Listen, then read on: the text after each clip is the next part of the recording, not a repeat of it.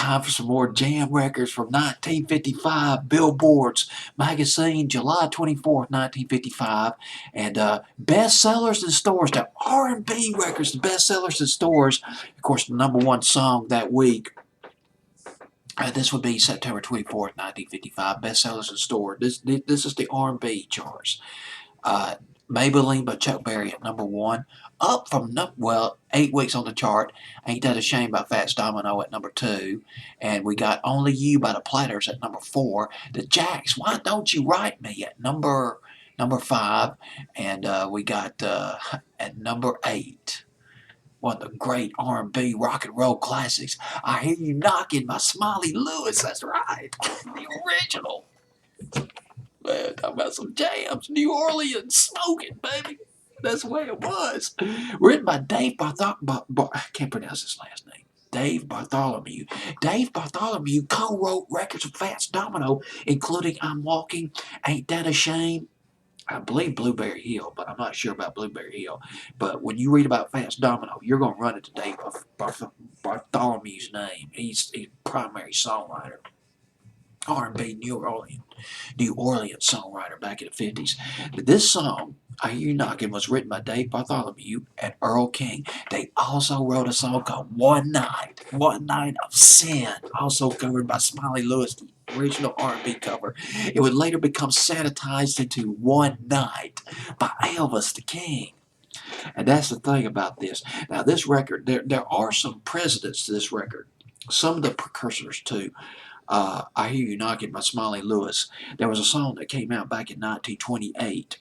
I forgot to write down the name of the artist, but the song was called Keep It Knocking and You Can't Get In. That sounds like the Little Richard record from '56. There was also Keep On Knocking by Louis Jordan back in 1935. But now here's the thing.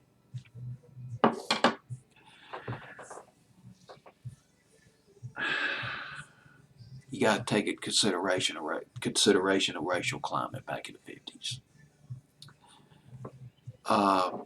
One of the local stations here in Tuscaloosa, WJRD, I remember reading some years ago, Deejay said that he could play any black music on WJRD. No black artists on WJRD. Except for one, Nat King Cole. That was because the women liked him. He was so mainstream sounding. But Nat King Cole got attacked one time by the Ku Klux Klan when he was performing in Birmingham, Alabama, about an hour up the street, up the highway, back in 1956.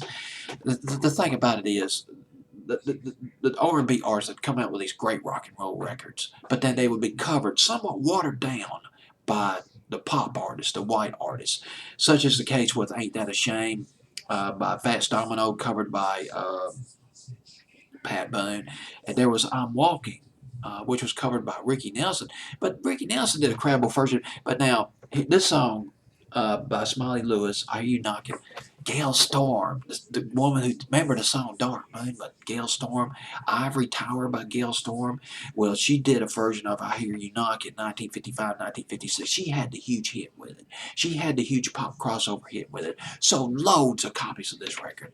And that's kind of cheating the R&B artists, because off the Imperial record label, Smiley Lewis never sold any more than 100,000 copies of his records.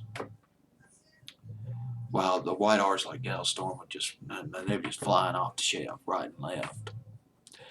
You couldn't, a lot of the pop stations just could not play Smiley Lewis. Parents would catch their kids listening to that and they'd say, what the devil are you doing listening to that? Parents were just not cool like that back in the day. Keep Up, I Hear You Knocking, just a great record. Later covered by Dave Edmunds. Dave Edmunds had probably the famous version of that record in 1971, because a lot of people forgot about the Gail Storm version. Actually, I like the Gail Storm version, although it was definitely a whitewash. There's no question about it. I mean, it's not Smiley Lewis, but it's okay. At least it's got a beat in there. It's not kind of slow or put you to sleep record. But anyway, this is the Smiley Lewis version. Huge R&B hit, 1955.